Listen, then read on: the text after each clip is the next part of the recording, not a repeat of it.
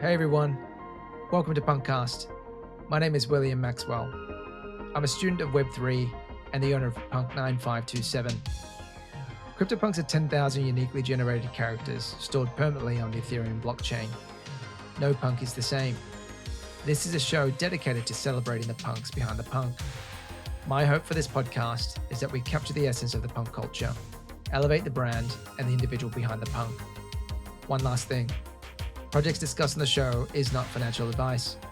Crypto and NFTs are a volatile and risky asset class. Please always do your own research. Other than that, let's go. Hey everyone, welcome back to another episode of PunkCast. Today we're back with Punk2469 with 3 attributes: horn rim glasses, earring, and blue bandana.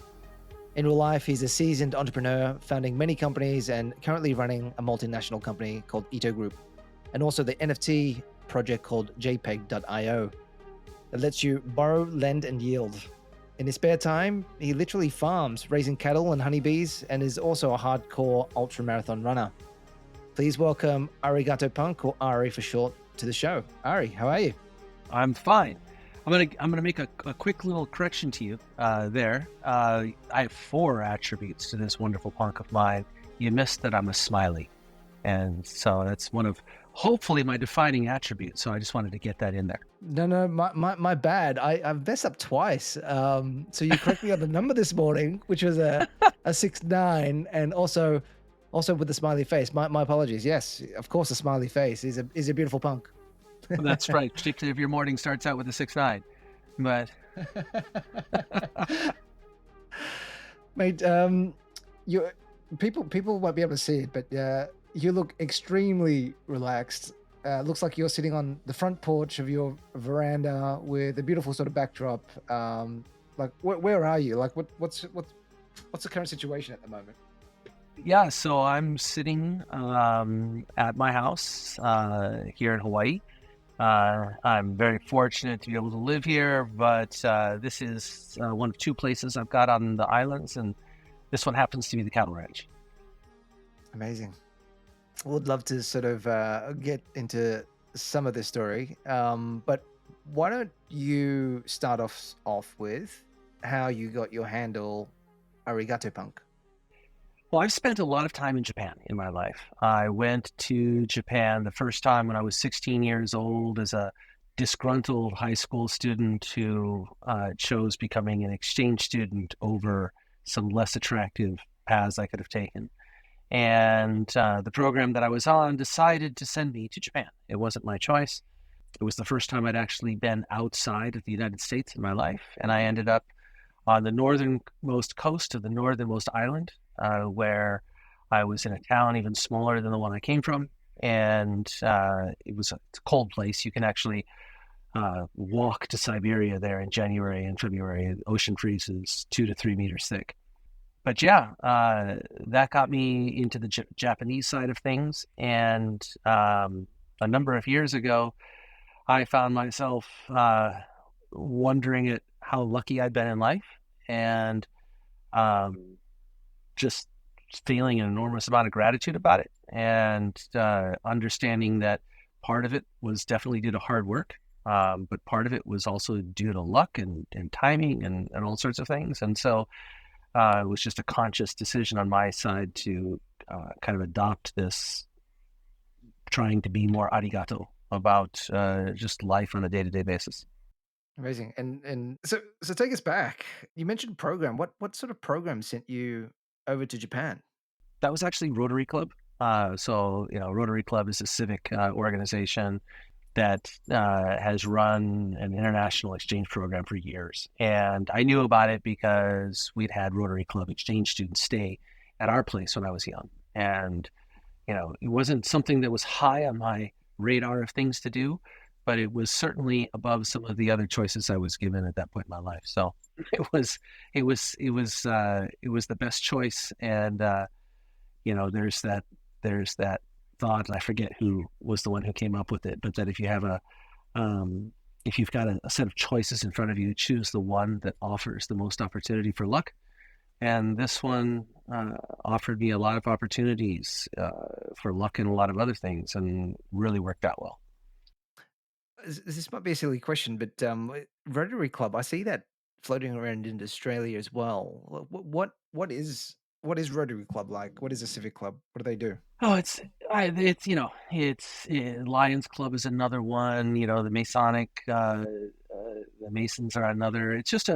It's a group. It used to be all guys. Women are involved with it right now, but they get together typically once a month. They have a luncheon. They have some speakers there, and they organize different things. They can sponsor highway cleanups. In the town that I grew up, there was a city park that the Rotary Club had. I believe they originally purchased the land and then set it up, but they maintained it. They paid for the maintenance. They paid for cleaning. They paid for new facilities as required. So it's just a way of trying to make your own little part of the world a better place. So it sounds like a DAO before the DAOs came about in some ways. Yeah, I guess so. If DAOs didn't originally allow women in, but it was a product of its times. Gotcha. Well, also awesome to sort of have you on Punkcast, Arigato. Could you share a little bit about, I guess, you know, I think you shared elements of your sort of background, sort of heading to Japan as well. But where did you sort of grow up? What did you study? What are the highlights? What were you sort of doing in Japan? And then would love to sort of learn a little bit more about your company, Ito Group, what sort of led you there, and then obviously into eventually sort of crypto and NFT. So there's a lot of things there. I mean, about your background, but maybe we could just start with a few things and let's see where we get to. I grew up in a small town in Oregon. I was kind of your typical white kid growing up in an all-white town, and as I said, I was you kind of your typical high school kid who thought I was too smart, too good for the place that I was in, and as a result, was given some options. And one of the options, the one that I chose, was to become an exchange student. And I ended up in Japan, and that was an experience that really formed a lot of how I look at the world and how I interact with people and things today, both in a good and a bad way. It was a tough time to be an American in Japan. This was in the mid '80s. People should know that I'm one of the oldsters of the crypto world. I'm 56, soon to be 57. So when a lot of you were still twinkles in your parents' eyes, I was already, in university. Yeah. So anyway, this was a bad time. It was a difficult time in Japan. It was the Soviet Union was still around when I was up there. Nobody in my town spoke English. The only English that I was exposed to was on Tuesdays and Thursdays for 1 hour in the evening. I could pick up Radio Free Vladivostok out of Vladivostok, Russia, or Soviet Union at that time, and listen to propaganda about the evil empire of President Reagan in the United States. This was also a time when the Japanese were coming to America and buying up everything. They bought, Pebble Beach golf course. They were buying up. I think they bought the Astor Waldorf Hotel in Times Square in New York City. I guess it's not Times Square, but in New York City. And we had images of American senators smashing Toshiba boom boxes with sledgehammers on the Capitol steps. That all ended up, you can imagine being in a rural town in the US or a rural town in Australia. There's not really an international viewpoint on things anyway. And, here I was in a rural town in Japan that was in a similar type of situation of not having an international viewpoint to start with, and seeing these things in the news and, asking difficult questions or tossing insults at the one American they knew who didn't speak Japanese very well and who couldn't fight back because of that. In the end, I'd ended up learning fluent Japanese, partially anyway, as a result of having to, defend the way I was thinking about things, the way I saw the world. And I also learned a lot about how other people look at the world, hadn't been exposed to anything like that at all before. And, made some incredible friends who were able to disagree with me and have me disagree with them. But in the end, we could see eye to eye because our disagreements came from our own perspectives, and they were rational, and they weren't emotional, and they didn't necessarily have to affect our friendship. There were other people that was not true of. So in the end, it was both good and fantastic experiences, and a few difficult ones, but it really shaped how I look at the world, and ended up pushing me to go into university, where I studied to join the State Department. I went to the School of Foreign Service at Georgetown, which is a good school to go to if you want to be involved in politics, particularly international politics. I ended up not going into politics. I ended up not going into the State Department. I ended up graduating from school and having fallen in love with my wife and chased her off here to Hawaii. That's why we're here. She's born and raised here.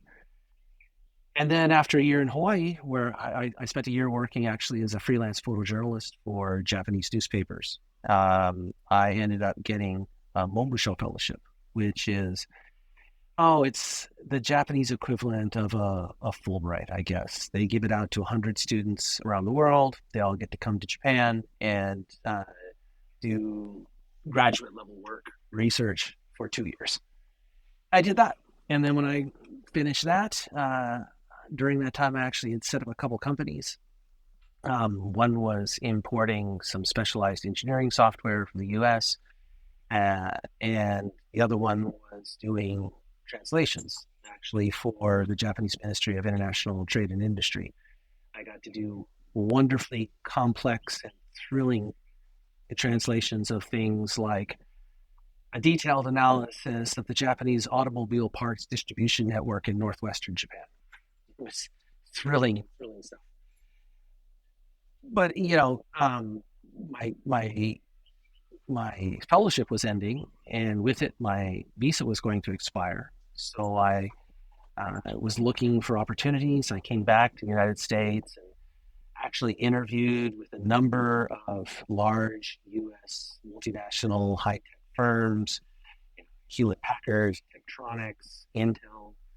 I was looking for a job somehow, in the international space, and I had companies tell me they weren't hiring because it was a bad time the economy wasn't great in the United States at that point. And I had another company tell me, wow, it's really interesting. You're fluent in Japanese. You have you've got a degree in, political science from Georgetown with decent grades. And you've got this technical background. Well, we can see from your work with this technical software that you were doing, we just don't know where we would use a person like you. We don't have a place in our company that someone who speaks Japanese and deals in technology would fit. At which point I flipped over the table and returned to Japan and started talking with people about staying in Japan. I ended up talking with a gentleman who was introduced to me by a mutual friend. And over the course of a couple of meetings, where I was basically asking him if he had any ideas on how I could arrange to get a visa so I could stay on in Japan and just continue on with the two companies I had. And they ended up giving me a job offer. The interesting thing about the job offer was that it was for $22,000 a year. You have to understand this was back in, they offered that to me in 1991, I guess. But at the time, between my two companies, I was making $180,000 a year. So this was going to be a big pay cut. But I took the job, and I was the first. How old were you at this point? Yeah, I was 24. Still young. Wow, super young. And when did you first get to Japan? 16, and then that was for the 1 year in high school. And then I came back in junior year of university for another year. So that would have been 87, I guess. Yeah. Wow. 86, 87. Super young. Amazing. Yeah, and then I came back in 90 through 92 was the fellowship. So 3 times. And by this point, graduate school, if it does anything, it beats into the ability to read and write. So I was not only fluent in speaking Japanese, but also in reading and writing it. Obviously, if you work as a journalist, you have to be able to write as well. But this company, Ito, at that time it was called Ito Corporation, still called Ito Corporation, I guess, this company. And I was the first non-Japanese to ever be hired by them. They were a company that was founded in 1946, just after the war. Family-owned business involved in industrial chemical distribution and some electronic component sales, mainly overseas. I was, as I said, was the first non-Japanese to be hired by them. I was also the first person to have a computer in the company. One of the conditions I gave them, I said, I'll come and work for you even for $22,000, but I have to have a computer because nobody in the company was computerized. So I ended up buying a gateway computer in the United States. Old Americans will recognize them. They had the black and white Holstein cow. Can I just ask? I mean that's a pretty big jump. If you were making sort of $180,000 in your, entrepreneurial pursuits, and then you made the jump to a salary job with Ito Corp, earning 22,000. Like, what was your thought process around that? Like, was it an easy decision for you? Like, what was your thinking? It's a horribly difficult decision, but I wasn't able to find a job in the United States. Again, this was 1991, 92, that Christmas and New Year's holiday. I went back to the United States and did interviews and had been sending out resumes and things before then. But it was a bad time to be getting hired. And I didn't want to finish up my fellowship in April and then head back to the United States and then look for a job. We were having a good time in Japan. Both my wife and I, my wife is also fluent in Japanese. So we were really enjoying ourselves. We lived in a little part of Tokyo that we had really made our home, and we had no desire really to come back to the United States. It was a decision that was there to optimize happiness as opposed to optimize for making money. And that's been a repeating theme in my life. I've always tried to optimize for happiness instead of making money. And along the way, I've made a lot of money. which makes you happy. It makes me arigato. Grateful. What an amazing story and journey you have there as well. So what kinds of things were you doing for Ito Corp? Like, what were you sort of responsible for working with them? Yeah. Besides getting them computerized into the 20th century, I actually started out by selling those components overseas. I sold them in the U.S., through Southeast Asia, also into the UK a bit. And along the way, I came to realize that our customers were not using these components to the fullest capability of the components because they didn't have the right equipment to do the automated assembly that would take them to high volume. One of our customers was Motorola, back in the day when they were making pagers. People need to understand that they had 80% of the world pager market at that time, hundreds of millions of pagers every year. They were doing a ton of assembly, but a lot of it was done in a manual or a semi-manual way. And when they tried to build their own automated solutions, they didn't work very well. I went to the director of operations of our company and told him that I wanted to try to sell capital equipment, manufacturing equipment, to Motorola and to some other customers. He said, you can, just make sure it doesn't cost us much money and don't do anything stupid. A few months later, I made my first sale. A few months after that, I told the company that I was moving back to the United States. This was a year and a half into working for them. And my wife and I moved back to the United States, where we set up a joint venture with Ito Corporation in the U.S., where I was selling primarily this capital equipment. I wasn't involved in selling the components at all. They already had an agent in the United States for that. Then over the next 5 years or so, the company grew. We had some rough times. There were periods of time where I didn't pay myself a salary for, I think the longest was 9 months. It's just so that I could keep my staff paid and, keep the office going. Then, The company became successful. One of the things about capital equipment is that the cycle time on capital equipment is very long. From when you first contact a person and then make the sale and then get the purchase order and then build the equipment, install the equipment, get the equipment qualified and get paid can easily be a year to 2 years. So once the funnel was filled and we started having that equipment come in, I was feeling a lot more comfortable. The company was feeling a lot more comfortable. They actually invited me on as a director of the company. I was still the only non-Japanese working for the company at this time. And at least the company back in Japan, in America, we had non-Japanese. Uh, and and in 2003, I ended up moving back to Japan, turned over the fully functioning U.S. office now to somebody else, moved back to Japan, became their director of international sales, sat on the board, did that for a year. Next year, became director of operations. No, I'm sorry, 2 years, I guess. And then for 2 years, so in 2005, became director of operations. And then in 2007, became president of the company, still the only non-Japanese working at the company. And I ran the company from 2007 to 2015, at which time I bought it out, moved the headquarters down to Singapore, and renamed the overall company as Ito Group, because one of the things I did when I moved back to Japan, having had the experience of setting up in the United States, is I rapidly set up companies in Hong Kong, China, Italy to begin with, then Thailand, India, and eventually Malaysia, and then Vietnam. That's in addition, of course, to the headquarters in Singapore. So right now we're in 11 countries. We've got 13 offices. Yeah, it's what a sort of amazing journey. One thing I want to touch base on as well. You mentioned moving to Japan.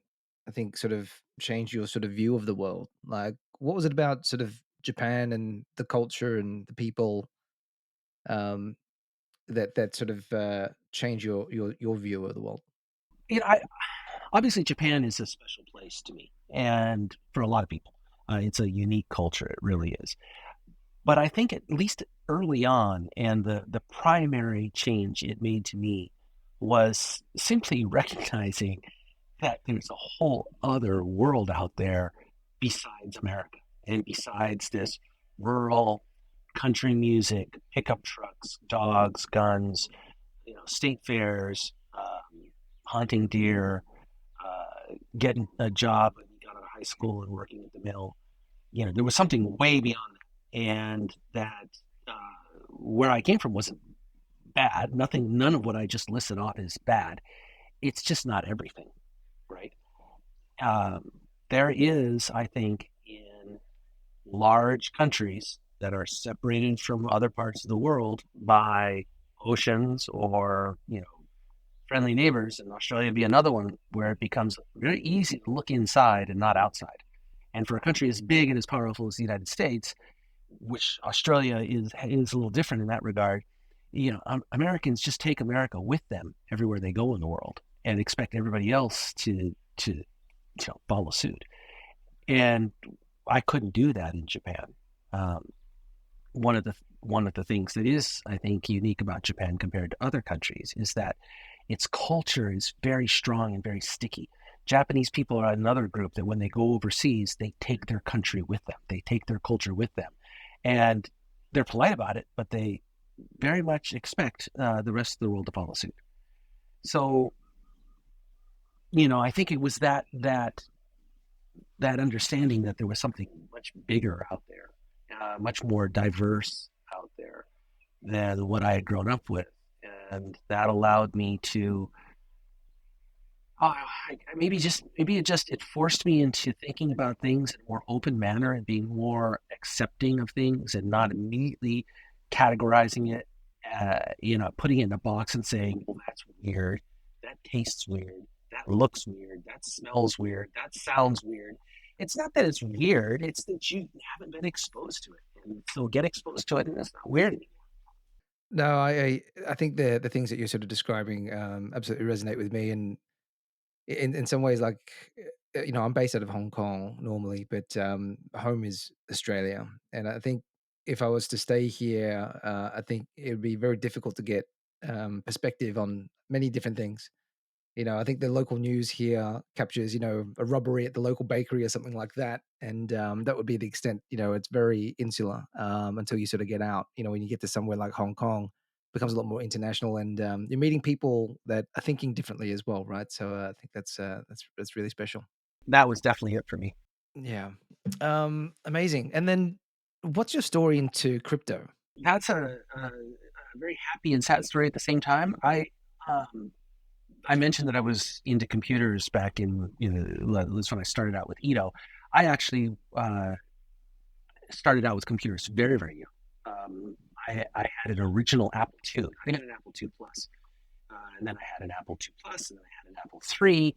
Actually, we had a Lisa in our house, which was the computer that came before the Mac. It had almost an identical system to the Mac, but it was geared towards more business accounts, I think.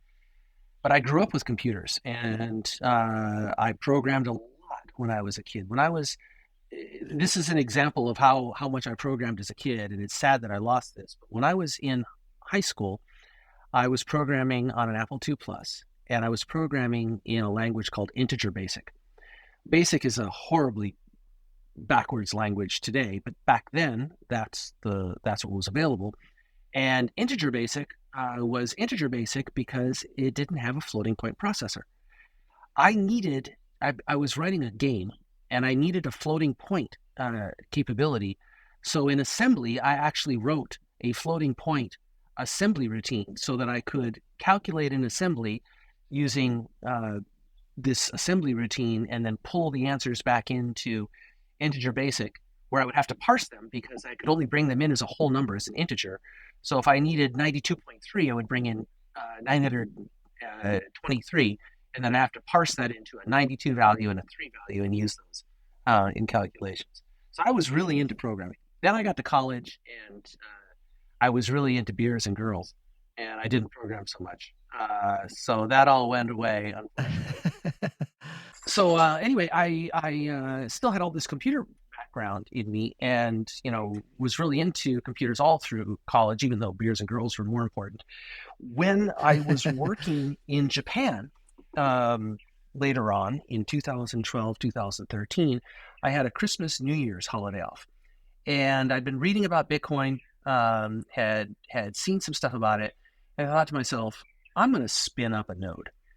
So I opened up a virtual box on my PC. I remember it was a Pentium Pro PC, and I got Linux installed in the virtual box, got Bitcoin up and running, again on a Pentium Pro, and then set it on mining. Didn't have a graphics card or anything. This was, again, over Christmas, New Year, so it was cold. And even though the fan was blowing, a little bit noisy, this was up in our bedroom, it blew out warm air, which kept the bedroom warm at night. My wife liked it. And I let it run for a while.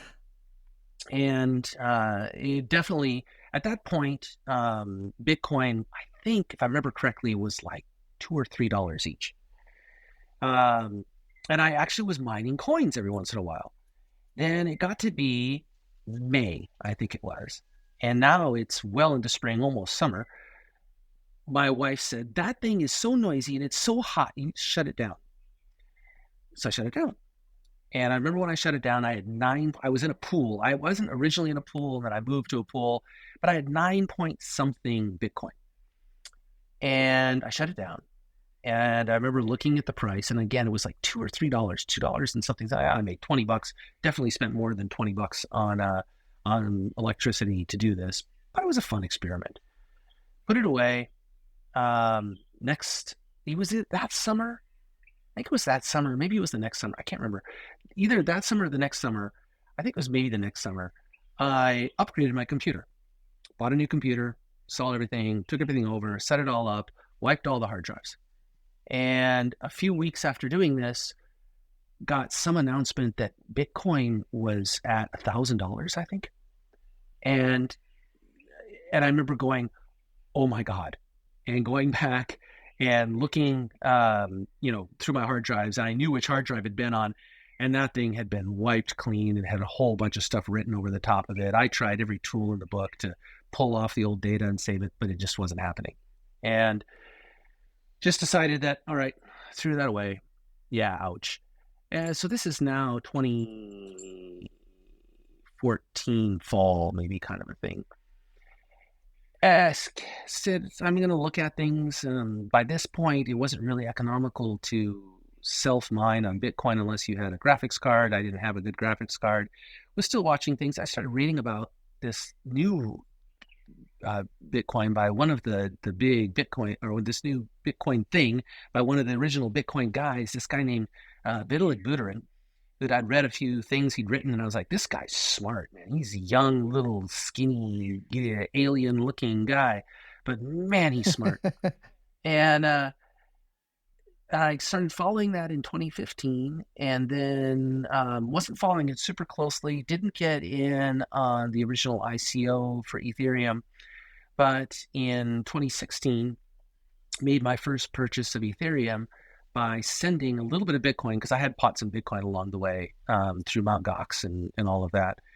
Again, I was in Tokyo.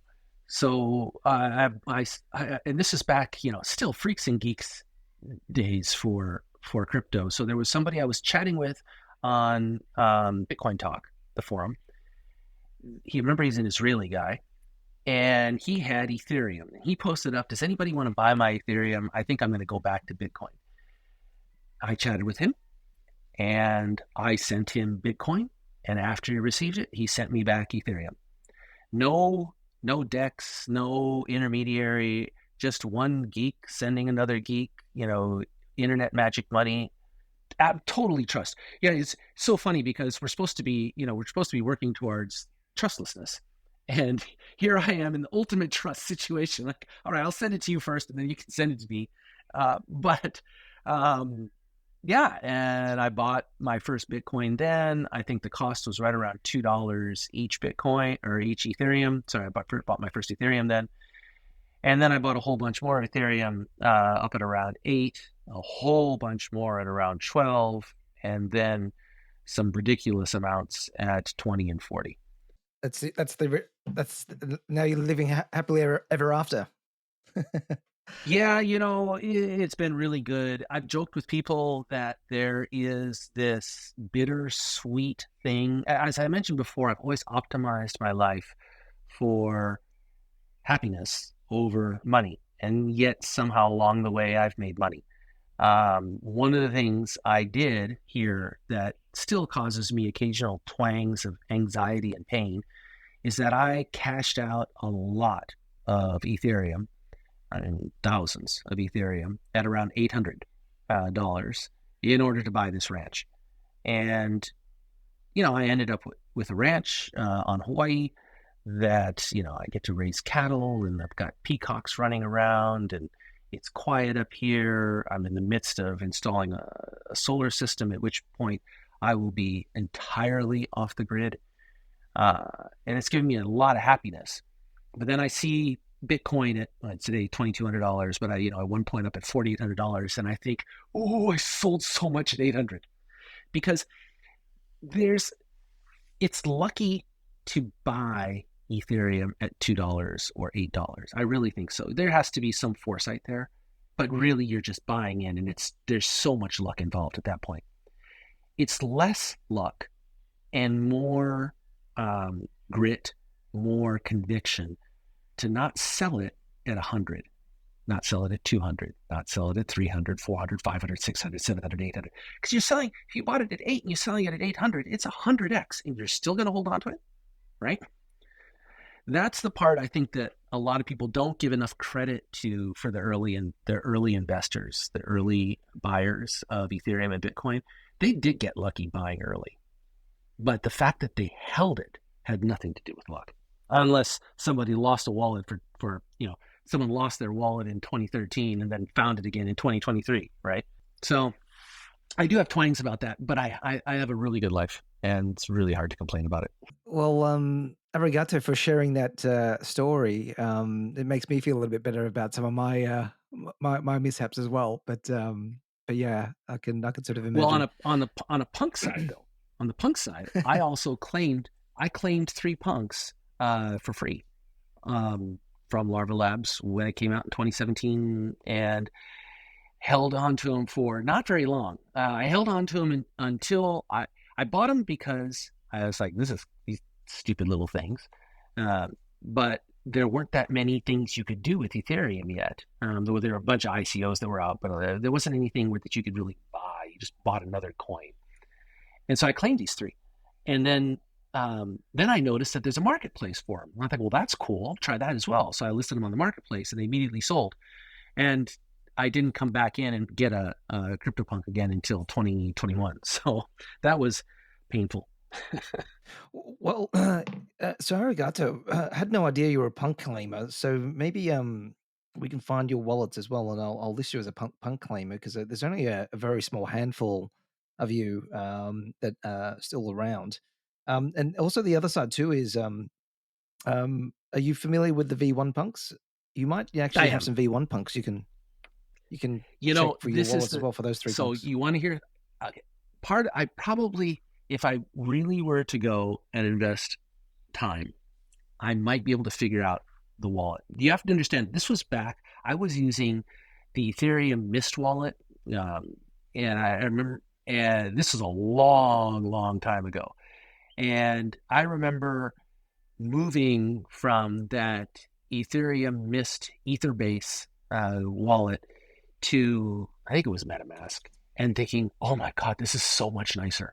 And spending a few hours one night moving over all of my multiple wallets on Mist, moving them over to MetaMask, looking at all of those wallets to make sure there was nothing more than dust left in them, and then relegating them to the scrap heap. Say, I never want to go back and use these, because I didn't want to have multiple private keys to deal with back then, and that was short-sighted of me. I just wanted to have everything on one private key, MetaMask, and then I can just recreate the wallets if necessary. I didn't want to have to manage multiple private keys. I might be able to go back, and I remember one of them was a black punk with a thin mohawk, but that's as close as I'm going to remember what the others were. I had them for 2 or 3 weeks, kind of a thing. I don't know. I can't remember whether the marketplace was up immediately or whether it was up a little bit later. I have this feeling it was up a little bit later, because I don't remember buying or claiming them and then putting out the market like within the first day or first few days. But 6 years ago now, I don't remember. At least you sort of know that they weren't, from your recollection anyway, that they weren't rare. Like there wasn't an alien, an ape, or a zombie in there. I had absolutely no intention, no consciousness of what I was selecting. I selected the 3 that were available. When I was looking at them, I would say there were about half of the punks left. And I remember selecting the 3 that I selected because on the graph, the 3 that I selected were roughly in, or on that, there was that long scrolling page they were all on. It was roughly an equilateral triangle. So I just remember they were roughly in that kind of a configuration. But I had no thought about collectability, nothing about them as art. It was simply, oh, look what you can do with this Ethereum. This is something new. I haven't done this yet. Let me try it. And it was $3 each or something to claim them, $2.60 or something like that. I remember as. Do you remember how you found it? How you found punks? Like, was it in the forums or anything? I'm going to guess it was Bitcoin Talk, but I don't remember specifically. Yeah. Yeah. Oh, that's super cool. Wow. You're super OG then. And then, so what made you sort of buy back in 2021? Because I was kicking myself by that point because I watched the price come up.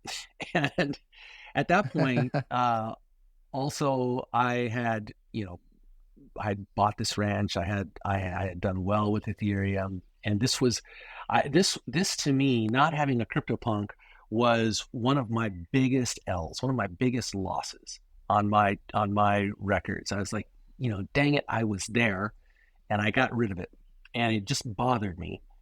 I also was really interested in the punk Discord. There were a lot of OGs in there that I remembered from back in the day, and of course I could go in at that point, but I could only watch. I couldn't say anything at that point, and yeah, so I looked around and I actually put in 2 bids on a smiley cowboy, also with horn rim glasses, who the owner of them, I put in the bid like a 1 ETH under what they were asking, and they raised their ask, buggers. And so I did it again, and they raised their ask again. And then I thought to myself, I'm just gonna buy it. And somebody went in and bought it, like literally as I was watching it on the screen, trying to debate what to do. It got bought out from under me, and I happen to know the guy, not personally, but he lives in Tokyo now, and and I was just like, damn it, this is what it is, right? It's a marketplace. And the second one I was looking at was my smiley, and I just went in and bought the smiley. So that was the first one, and I have a total of 6 now. I think the next one I bought was a 5 Atty, and then the next 4 that I got all through auctions on JPEG. Oh, nice.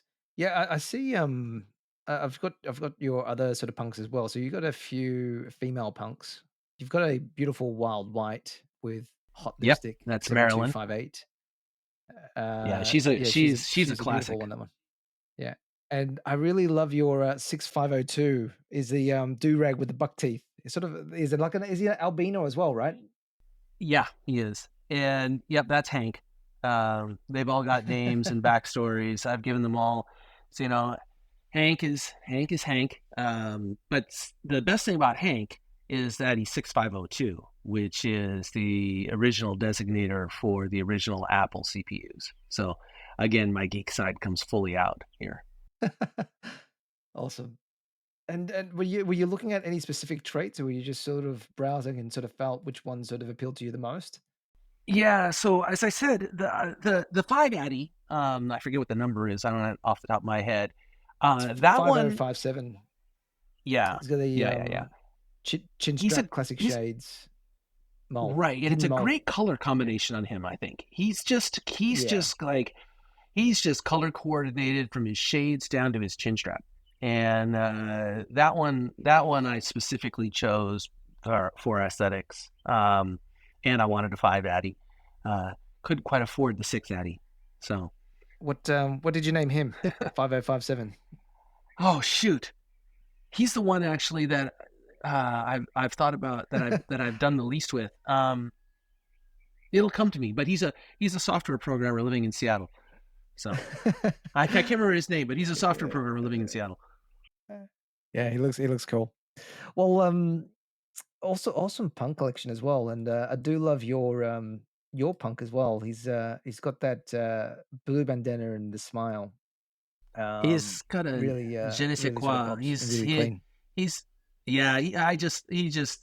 I vibe with him. He's just smiley, and he doesn't have a name. He's ArigatoPunk, I guess, but I just call him Smiley if I'm talking about him with people who know me. So, and of all the punks that you've got, like, why have you made him your primary punk? Because I vibe with him the most. I mean, you mentioned at the very beginning that I've done a bit of ultra marathoning in my life, and when I run, I typically run with a bandana on, and just by chance, I also would run with a blue bandana on. I do not have an earring. I do have horn rim glasses, and most of the time, I guess I'm smiling. So I just vibe with him. He's a bit younger than I am, which is off-putting because he never seems to age. Timeless. No, but you look like you're in pretty good shape too. An ultra marathon is huge as well. Like, do you do them often, or is it just a one-off thing that you've done?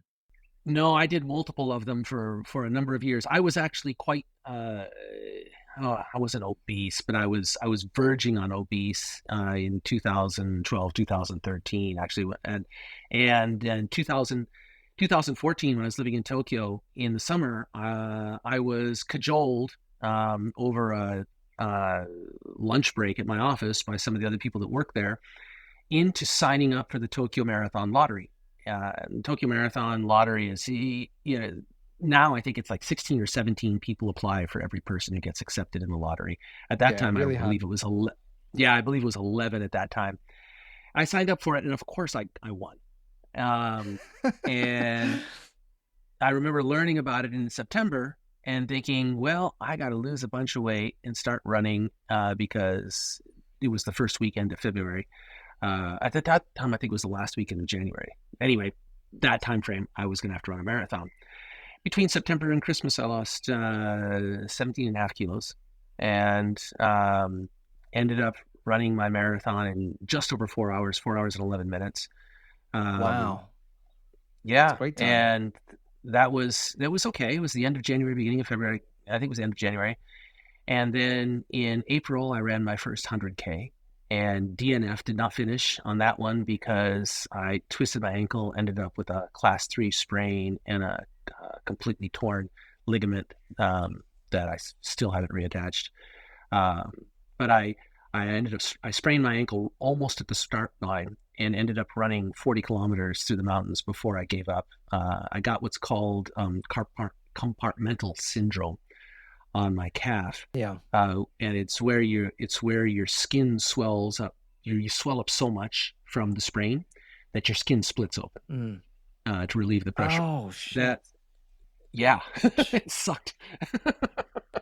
And so that was my first 100. That was my first 100K. I failed that one, obviously, because of the damage I did to my ankle.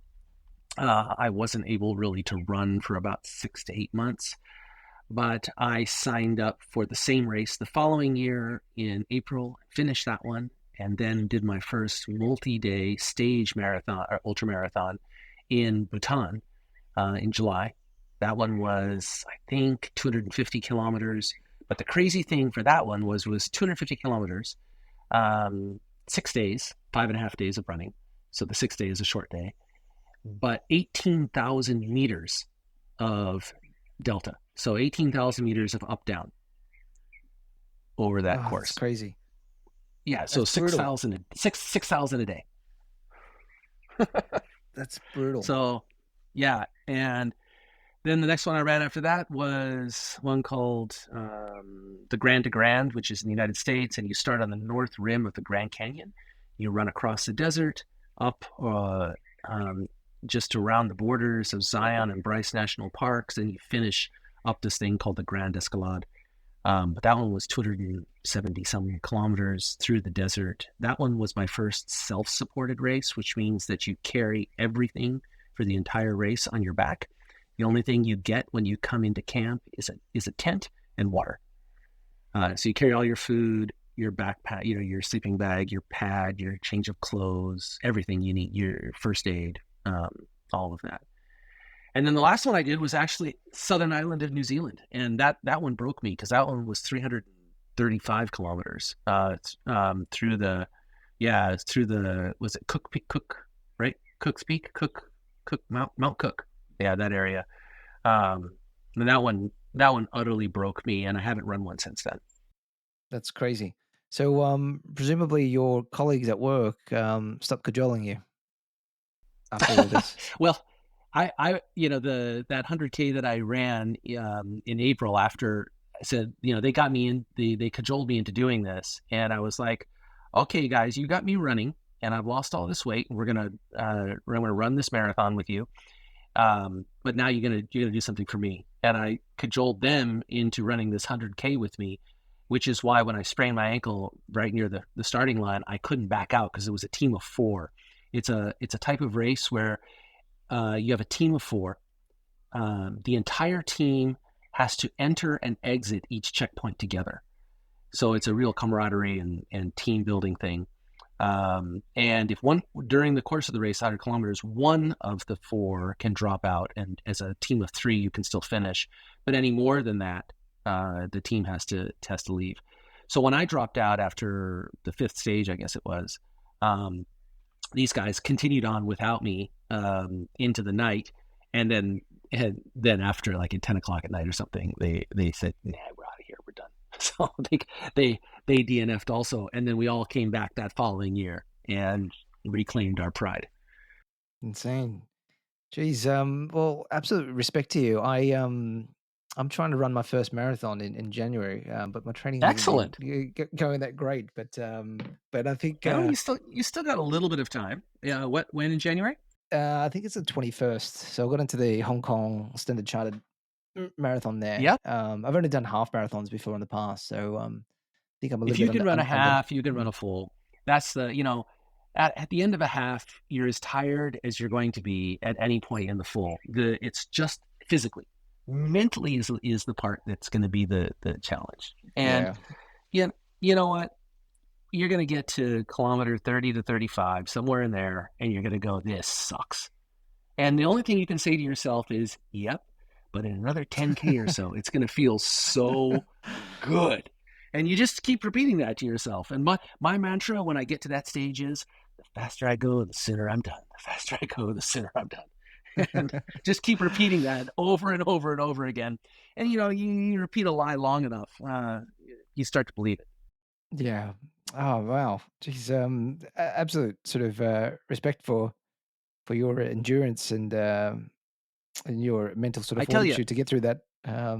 That 335 kilometers is brutal, man. Like, geez, I'm just it's like, 335 broke me. That one I wasn't trained up enough for it. And that one was 6.5 days. And it was 6 days of 50K each and the last day of 35K.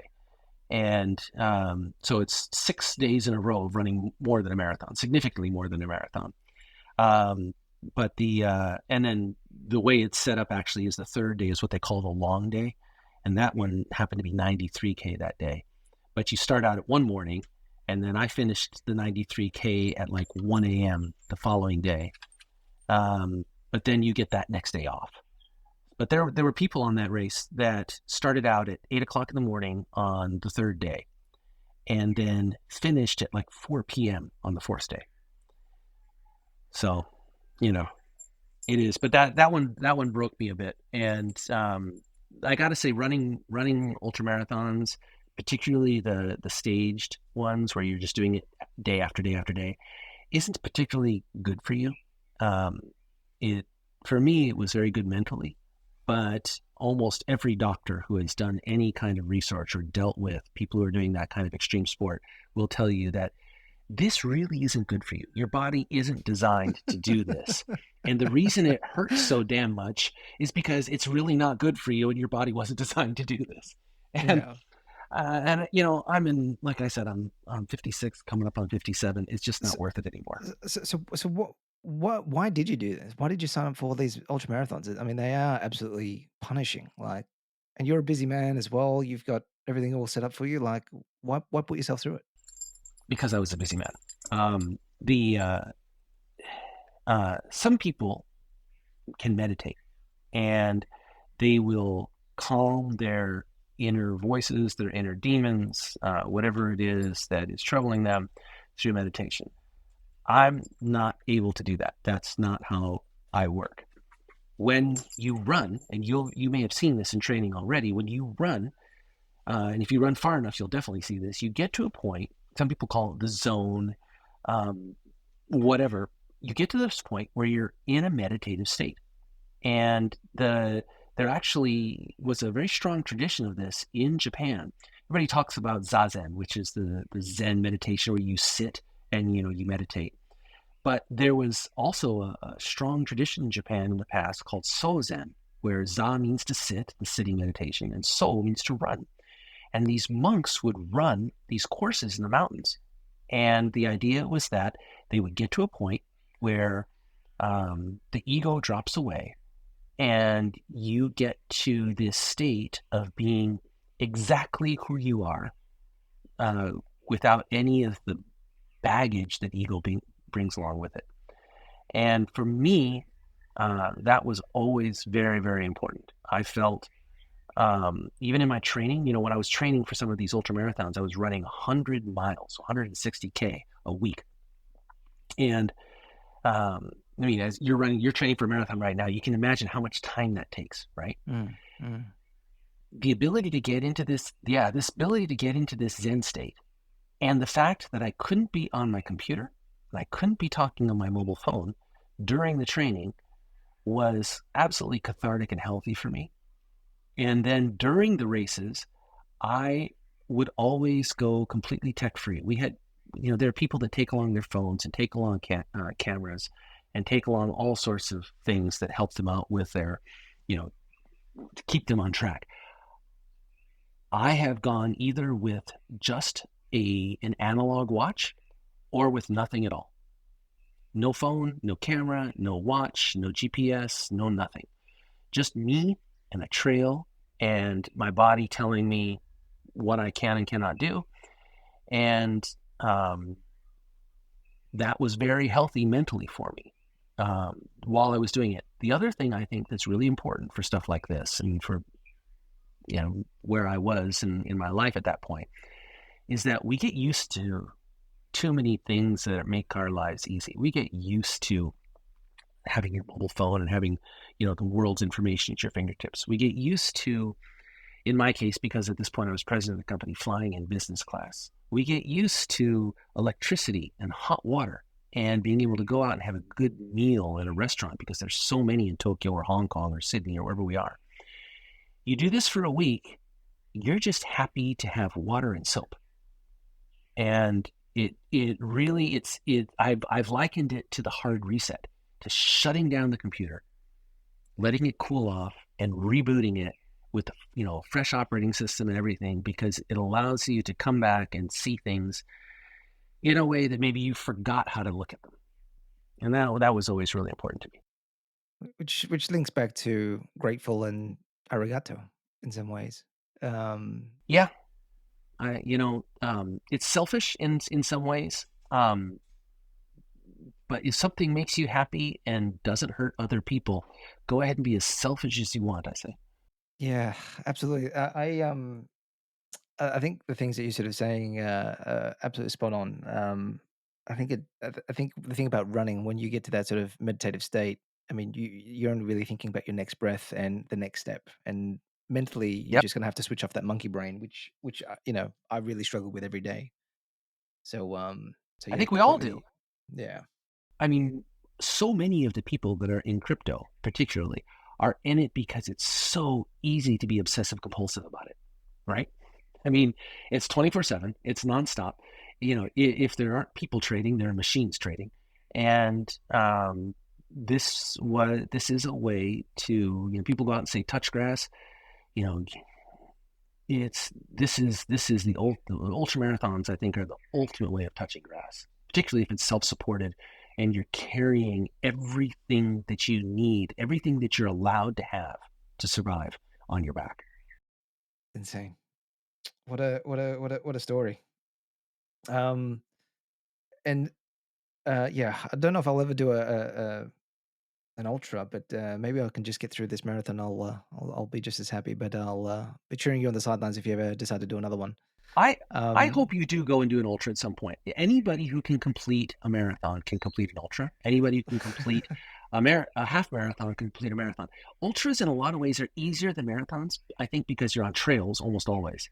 And when you're on a trail and you come to this rocky rooted hill that's going up, there is no shame in saying, I'm gonna walk this one. And whereas when you're on a road, and you're running through, Kowloon, and there's people, cheering you on from the side, you don't want to walk, right? It's like, oh, these people are seeing me walk, the shame. Out in the woods, nobody's doing that. And I just found it to be much more amenable to the way I look at the world than road running marathons. And I've run a total of 25 marathons or something. I don't need to do that anymore. So I'll add it to my to-do list.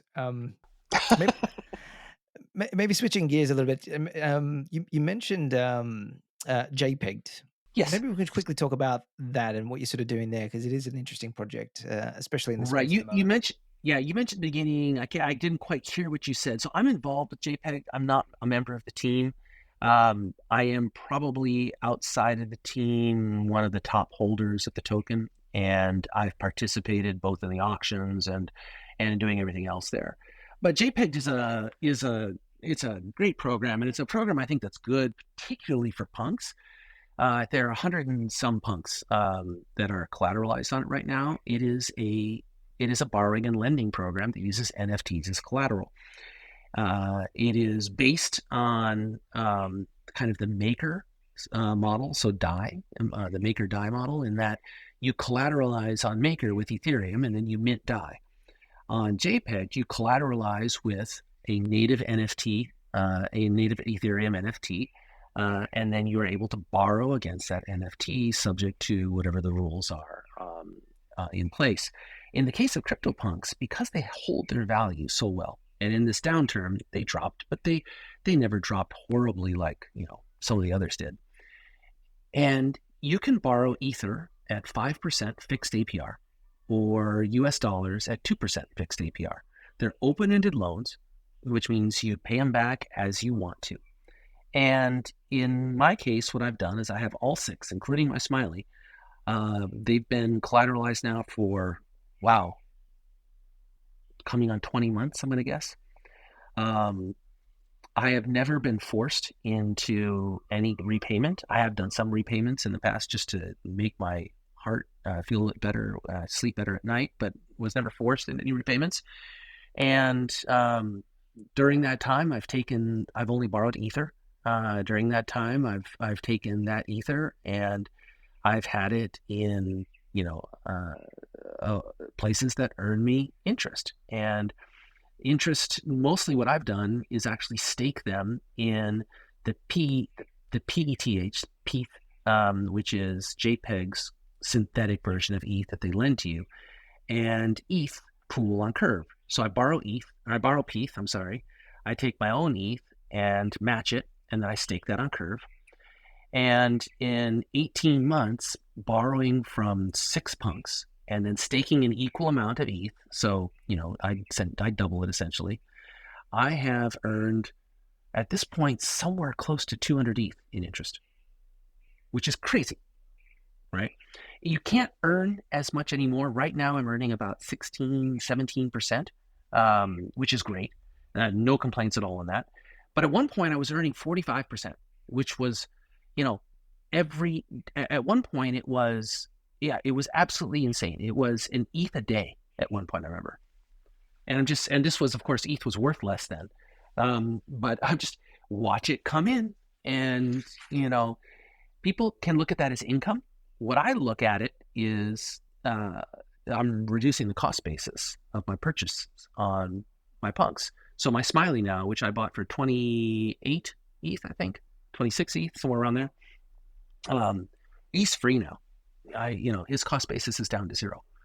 And the other punks that I bought on the auction, because some people have gotten liquidated, these were people that took out too big of loans, and I bought 4 of my punks. I bought Marilyn and Hank and I forget the other 2 names. The redhead and the blonde Bob. Oh, the blonde Bob is Sue. That's right. But I bought all of those on JPEG because I actually probably paid a little bit above market for each one of them.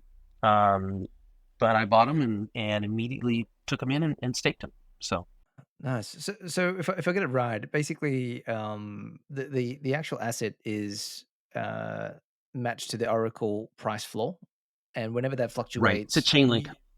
Got it. You're just gonna have to You're gonna have to top up if it sort of dips below. Yeah, but I've never had. I never was forced into doing that with punks. That's the nice thing about punks, is that they've been so stable. Yeah, they have been pretty stable. Yeah. So, if you had an ape, whether it was a mutant or just a BAYC, they definitely, people got liquidated, not just on JPEG, but on almost all the NFT lending platforms. But what I do, and what I would suggest to people, is if you're thinking about putting your punk on, borrow ETH, because your price is going to go up and down in ETH. So now you're not worried so much about ETH price fluctuation, right? And, if you really want to degen and you want to make a ton of money, or you want to try making a ton of money, you can borrow in US dollars, buy ETH, and then if ETH goes up, great. If ETH goes down, you're screwed. If you borrow an ETH and your native asset, your punk or whatever it is you're collateralizing stays in ETH, then you don't have to worry about that exchange rate. And then the simple thing to do is just take that ETH. You don't have to match it with ETH if you don't have it, sitting around. But take that ETH if you can, match it. If you can't, don't worry about it. Deposit it into Curve. And then the simple thing, and honestly, this is what I do because I optimize not for money, I optimize for happiness. I could, because of the size of my borrows, harvest and rebalance and then redeposit, because on Curve, you're going to earn Curve and Convex. I could harvest that Curve and Convex, sell them to buy ETH and PETH, and redeposit that, and then compound that way manually. I don't, though, because I'm lazy. JPEG offers an auto compounder. And if you deposit into their auto compounder, there's a fee that you have to pay. There's a 0.5% upfront fee at the time of deposit. And then they take 20% of your yield. But they do everything. They will auto compound for you. They harvest, they take that Curve and that Convex, they sell it, they buy PETH and ETH, and they redeposit it. And they do that once a day so that APR becomes a real, 24-hour APY calculation. But then what's really cool is that they're charging you the 0.5%.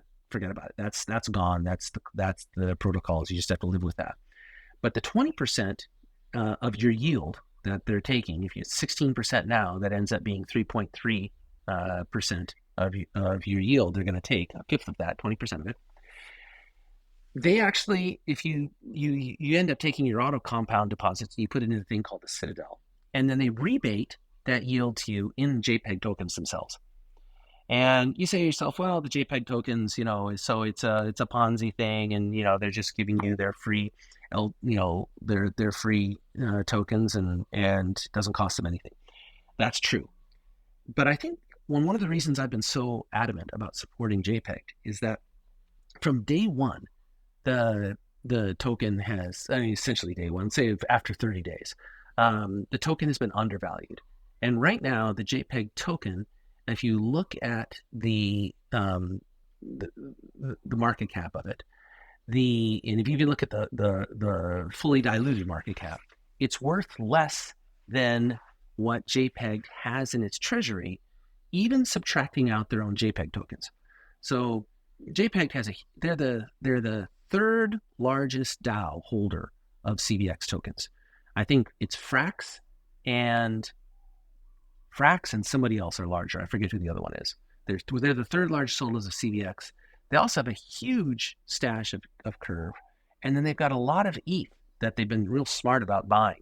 And so right now, the JPEG token is the price of it is about half of what not the fully diluted value. I think it's about 70% of the fully diluted value. But if we look at what the float is out there, it's about half of the value of the float.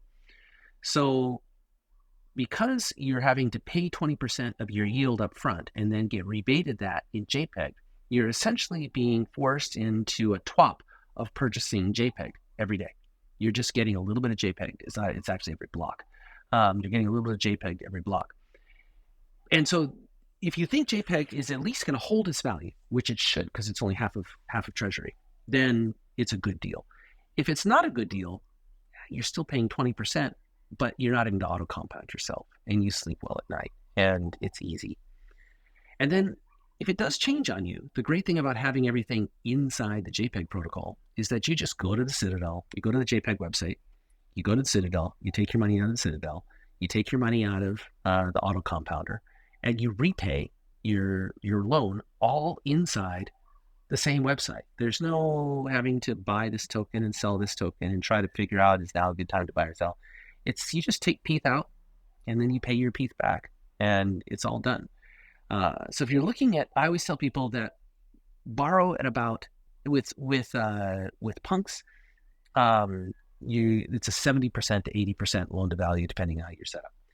If you borrow at 70%, if you're at 70% LTV, borrow at 40% of the value of your punk, and then put it into the auto compounder, and then just sleep well at night. Go back and check the price once a week, and if necessary, adjust. It's not going to move 30% in a week. If you do this as well, does it also relinquish your access to It discords does. and sort of It it does? does.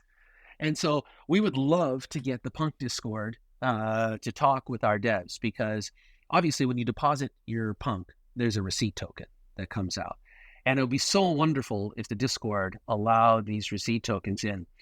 I know that there are standardized solutions out there. I forget their names are right now. But unfortunately, when the JPEG contracts were developed, they were developed before these standards were standardized, and they're incompatible. It's just a bad stroke of luck there. But I hate not having access to the Discord. I hate it. It's the worst thing at all. It's the worst thing about staking your Punk. Yeah.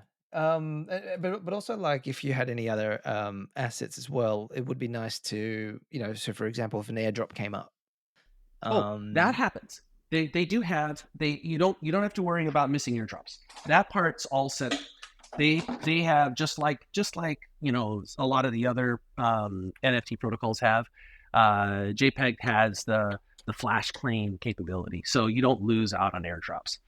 It's Gotcha. just you just can't get into the Discord, because the JPEG Discord, they could flash you into the Discord, but then it's going to be gone, and that Discord checks, and after 24 hours or whatever, they kick you out again, because I've tried that. Gotcha. Well, I might try it with a mutant ape, just something smaller, and then see how that goes. But it looks like a pretty interesting sort of protocol. But it looks like the pools are pretty full. I mean, there's still a fair bit of ETH and USD to borrow. I think right now the USD pools have actually been depleted a lot in the last 2-3 weeks as ETH has gone on a tear, right? So the degens are degenning. And there's been a lot of discussion amongst the team over the last 2 weeks, I guess, about replenishing the PUSD pools, and that should happen as soon as possible. That's what they're saying. My guess is there are no incentives on the PUSD 3 curve or the PUSD Frax pool right now. So I think what they want to do is incentivize those pools using some of the CVX and curve. And you want to do that at a good point in the whole curve voting cycle. So I think that's what's happening right now. I'm not on the team, but because I'm a large player there, I can ask questions and usually get them answered. No, that's all good. Super interesting. I think NFTify type products are sort of starting to pop now. I think people are trying to release a little bit of capital to degen and play. As the market's sort of going up. The other kind of cool thing with JPEG that people might want to take a look at is there's a thing called iJPEG, which is the JPEG index. And it has a punk, an ape, a mutant. Oh, no, I'm sorry. A punk, an ape, a fidenza, a ringer, a squiggle, and an Azuki in there.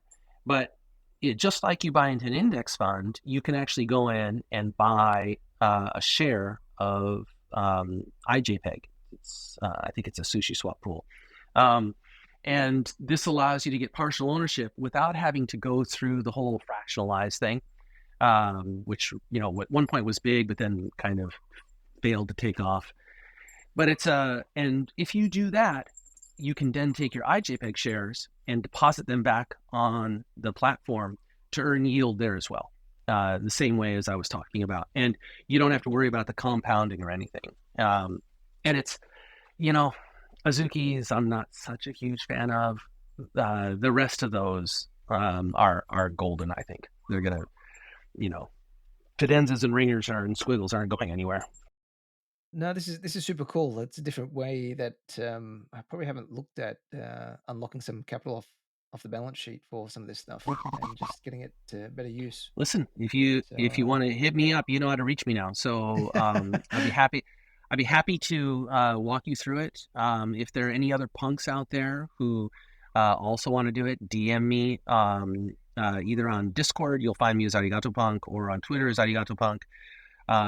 If you also just want to go to the JPEG Discord, I mean, the website is jpegd, jpegd.io. You can find the Discord link there. But the real man over at JPEG to help people on board and feel comfortable and understand everything is Tootie. Tootie is he does a lot of the UI and UX stuff there, but he also acts as a mod, and he's just an all around good guy. He's somebody who you can contact as well, and he's part of the official team, and he would get you on board, but I can do it as well. Gotcha. And answer any questions. I'll put them in the show notes anyway for those that are listening. But cool. So that's JPEG. If money wasn't an issue, what would be your dream punk, do you think? Oh man, I'd still love to get that smiley cowboy. But I also know the guy who owns it. He's not about to sell it. That one just, oh man, that just chafes me the wrong way. I told you I wanted to buy back in to erase the L, right? To erase that loss. And unfortunately, it got replaced with another loss. So I would have to say him. In terms of, I'm not a big fan of the aliens, but I gotta say those apes are nice. They really are. And, the hoodie ape, of course, is just the grail, but any one of the apes would be really wonderful. I'm still a long, long way from ever being able to even have a aspirational thought about that, though. Yeah. I'm a big fan of the cowboys as well. I'd love to get one of them. There was a cowboy with a dirty mustache like mine that went on sale recently as well, and I was just a little bit too late to get. Oh, I know which one you're to get talking about. Yeah, Yeah, that one's yeah, really cool. yeah. I know which one. And went for such a Yeah, good price as well. He got such a good deal on it. yeah, Um, yep. He did. I think I actually commented on the CryptoPunk bot, the sales bot on Twitter, that it was stolen, because that was a ridiculously cheap price for that punk. no, there's a floor punk cowboy that looks like you. Basically, he's got the horn rim glasses, but just without the smile, Yes, and has an earring. I know. I Um, know. He's not smiling, so I can't. He's not worth it. That's yeah. yeah. Um, cool. And if you had to look across the punk community, do you have like a favorite punk personality that comes to mind? Well, I mean, 6529 is just he's just a deep thinker. I think DC Investor is also somebody worthwhile to listen to. Those are two that I definitely if I hadn't seen them come up on my Twitter feed, both of those are ones that I will go and go to their, look them up and then go and see what they posted. They're both really, really good thinkers. Um, there are a lot of smart people out there who are punks, and I, I, other than those two, I'd have to start listing off like 100 of them, I think, or anyway, dozens. No, So I think I'll just leave it at those two. those two are really good picks, really deep philosophical thinkers, and I've learned such a great deal from them over the last couple of years. What I really like about them is that they don't get into the nonsense that also exists in crypto land. And what I like is that they're up there at that 35,000 foot altitude looking down, but they're not just taking in the big picture, they're taking an enlightened big picture. And that doesn't mean they're always right about everything, but what it means is that lots of times they're directionally right. And I think everybody ought to be thinking for themselves enough that they don't just do what other people say, but looking to people who are very smart and experienced and have this history of being directionally correct is just a valuable thing to have in your repertoire, being able to do that. And I look at these two guys and follow them exactly because of that. Yeah, they're the legends in the NFT game and also within the punk community for sure. Um, if you had to describe punk culture in a few words, how would you describe that for you? Yeah, I think for me, the original punk culture was very much freaks and geeks. It has changed because we have people coming in who were not so much that, but bought punks because of the status it conferred upon them, or just as a way of demonstrating wealth. But I think if you look at the core group of punks, and I actually think that there's a, a group of them over at Red Lion, the publishing house over there, the NRC publishing people, that embody this, which is that sometimes you do things to make money. Sometimes you do things for art. Sometimes you do things for money so that you can do things to make art or to get a hold of art. And I really think that the CryptoPunk community in general is a community that values art, but isn't only about art, and that has decided that art is important enough to them to be out there in front as part of their major persona, but not necessarily something that drives what they do every single day. It's more about being in a community of like-minded individuals who can accept that art is important to life, but that other things are also important to life, but that probably community is the most important thing in life. So that's, I think, would be a good summary. Nice, nice and well said. And shout out to Red Lion Eye as well, and the team there. They do a fantastic job day in, day out with their magazine.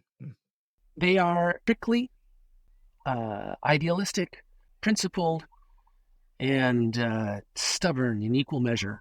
But those are all things that are necessary to drive good art. Absolutely. And how do you feel about V1 punks? You know, I've looked at them, and artistically, they're exactly the same. So we just have to think about it philosophically, right? And I think maybe the best way about thinking about them is the same way we think about in real world artists' sketches, right? So if you have a Leonardo, if you've got the Mona Lisa, it's worth a ton of money. If there was a sketch on paper of the Mona Lisa before they did the Mona Lisa, it would still be worth money, definitely, because of the historical context of it. But it wouldn't be worth money for the art.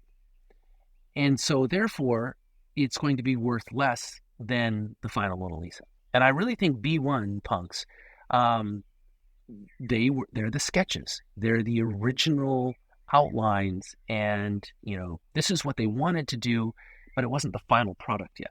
So I've got nothing against them. It's just that I think people, I think people need to look at them in that context. And I don't know if that's a common way of thinking about it, but that's the way I've always looked at them. Nice. Yeah, there's no right or wrong answer at all, and I think I've heard that sort of analogy being used before, that they might be the draft version of the CryptoPunks. But yeah, I agree with you fundamentally that the V1 punks, I don't think will threaten the CryptoPunks in terms of floor value or provenance and all those other elements that make CryptoPunk special as a community. Honestly, if a Leonardo showed up and it was a sketch of the Mona Lisa, and it was verified to be from Leonardo, it would be worth money. It absolutely would have importance from a historical perspective. But the Mona Lisa itself would be the thing that people still focused on. And how do you feel about the Yuga acquisition over CryptoPunk's IP?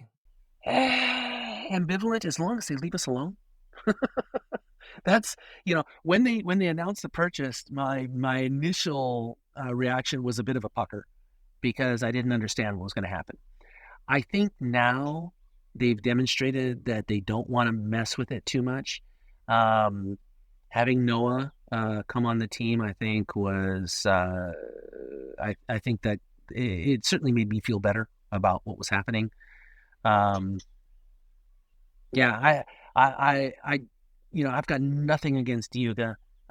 They've demonstrated themselves to be very good at making money.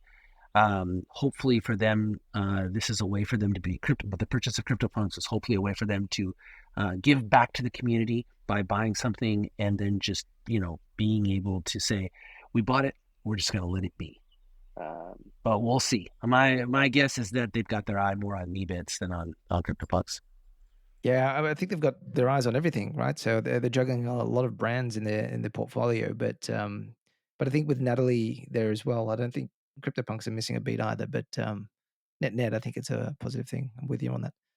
And if you could pass on a message to the next owner of your punk 2469, what would you like to say to them? So the next owner of 2469, that would be my daughter. And I will just tell her to care for him well. Amazing.